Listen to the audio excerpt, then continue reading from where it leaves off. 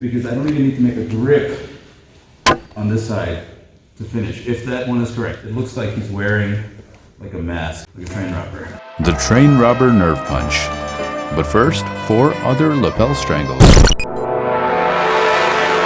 Behind his arm. So if I'm sitting up trying to break his posture down, or I start to break his posture on one side, he starts pulling back, I can reach through and connect here. What I'm going to look to do is pull out a decent amount of this the lapel, but I want to create it like a rope. What I don't want is to have this bunched up mess. This is going to be a weak finish, or I don't want to have too thin of a piece where, again, it's weak. What I'm going to look to do is make this like a clean rope. So I pull this out, and I pull this across. Now, strategically, what I'm going to look to do is, if you've seen the heavy on bottom video, I keep my head down and I keep my legs heavy on him. That way, when he fights the posture, it's going to be hard. And then at some point, I'm going to let him through. As I let him through, I pull all the slack out of here. I get to the tail end, palm facing up. I'm going to reach, and I flick my wrist towards him. This arm is the important one.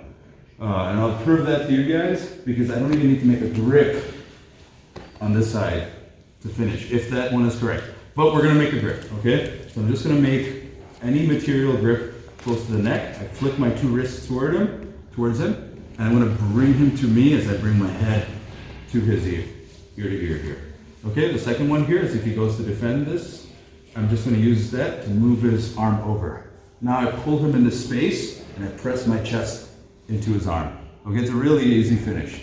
If I need to align it, I'll try to align it right next to his neck. This is very similar to a darce. Okay, it's a Bravo choke. Now, if he were to pull that arm back, I'm going to come up here. I'm going to look for a thin piece. See? Now, with this thin piece, I get close to the neck, shave his face out of the way, flick the wrists, pull again.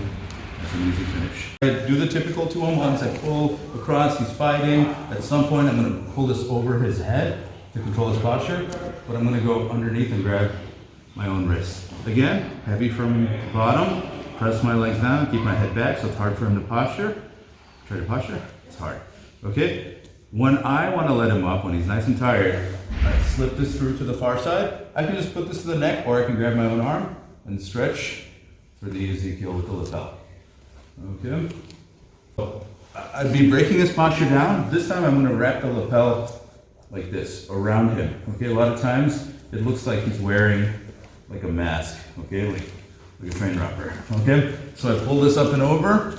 Now, the first one here, this is the one that's gonna make you a lot of enemies. What I'm gonna do is I'm gonna pull the slack out of the gi and I drag alongside the lapel. Now, my knuckles are pointed towards me, but what I'm gonna do is I'm gonna rotate my knuckles into his neck for this sort of nerve punch. So the pressure is different than a normal strangle. So I can't have this loose. I have to trace this along so that the slack comes out. So I stretch the gi to max tension, and I just roll my knuckles into his neck to get the nerve punch. Okay?